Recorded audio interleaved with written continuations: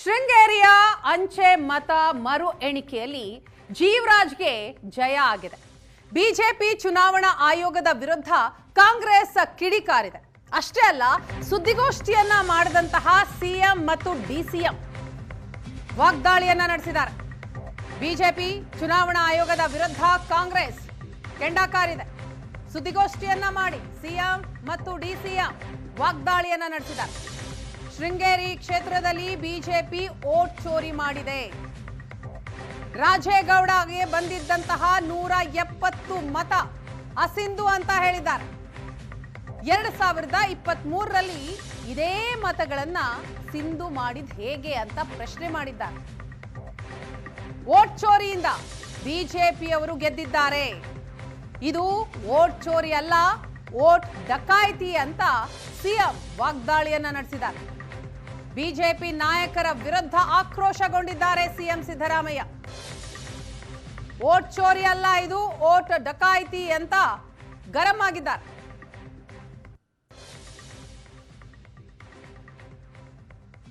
ಶಿವರಾಜ್ಗೆ ಬಿದ್ದಿರ್ತಕ್ಕಂಥ ಮತಗಳು ಎರಡೇ. ಅವ್ರಿಗೆ ರಾಜೇಗೌಡನಿಗೆ 255 ಮತಗಳು ಕಮ್ಮಿ ಆಗಿದ್ದಾವೆ. ಇದನ್ನು ನೋಡಿದಾಗ ಭಾಳ ಸ್ಪಷ್ಟವಾಗಿ ಗೊತ್ತಾಗುತ್ತೆ, ಬಿ ಜೆ ಪಿಯವರು ಕ್ರಿಮಿನಲ್ ಕಾನ್ಸ್ಪಿರಸಿ ಮಾಡಿ ವೋಟ್ ಚೋರಿ ಮಾಡಿರ್ತಕ್ಕಂಥದ್ದು ಭಾಳ ಸ್ಪಷ್ಟವಾಗಿ ಗೊತ್ತಾಗುತ್ತೆ. ಯಾಕೆ ಇನ್ವ್ಯಾಲಿಡ್ ಆದವು ಅಂತಂದರೆ, ರಾಜೇಗೌಡನಿಗೆ ಬಿದ್ದಿದ್ದಂಥ 255 ಮತಗಳು ಅದರಲ್ಲಿ ವ್ಯವಸ್ಥಿತವಾಗಿ ತಿದ್ದಲಾಗಿದೆ. 250 ಮತಗಳನ್ನು ತಿದ್ದಲಾಗಿದೆ. ಯಾಕೆಂತಂದರೆ ಒಂದು ಮಾರ್ಕ್ಗಿಂತ ಇನ್ನೊಂದು ಮಾರ್ಕ್ ಇದ್ದರೆ ಅದನ್ನು ಇನ್ವ್ಯಾಲಿಡ್ ಅಂತ ಮಾಡ್ತಾರೆ.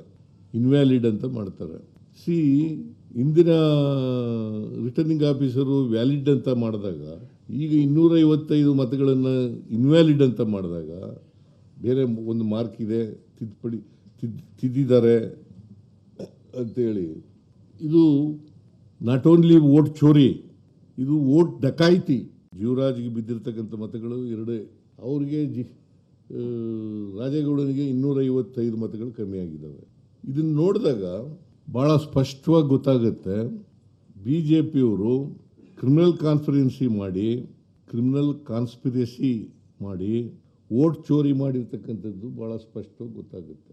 ಯಾಕೆ ಇನ್ವ್ಯಾಲಿಡ್ ಆದವು ಅಂತಂದರೆ, ರಾಜೇಗೌಡನಿಗೆ ಬಿದ್ದಿದ್ದಂಥ 255 ಮತಗಳು ಅದರಲ್ಲಿ ವ್ಯವಸ್ಥಿತವಾಗಿ ತಿದ್ದಲಾಗಿದೆ. 250 ಮತಗಳನ್ನು ತಿದ್ದಲಾಗಿದೆ. ಯಾಕೆಂತಂದರೆ ಒಂದು ಮಾರ್ಕ್ಗಿಂತ ಇನ್ನೊಂದು ಮಾರ್ಕ್ ಇದ್ದರೆ ಅದನ್ನು ಇನ್ವ್ಯಾಲಿಡ್ ಅಂತ ಮಾಡ್ತಾರೆ. ಇಂದಿನ ರಿಟರ್ನಿಂಗ್ ಆಫೀಸರು ವ್ಯಾಲಿಡ್ ಅಂತ ಮಾಡಿದಾಗ, ಈಗ 255 ಮತಗಳನ್ನು ಇನ್ವ್ಯಾಲಿಡ್ ಅಂತ ಮಾಡಿದಾಗ ಬೇರೆ ಒಂದು ಮಾರ್ಕ್ ಇದೆ, ತಿದ್ದಿದ್ದಾರೆ ಅಂತೇಳಿ. ಇದು ನಾಟ್ ಓನ್ಲಿ ವೋಟ್ ಚೋರಿ, ಇದು ವೋಟ್ ಡಕಾಯಿತಿ.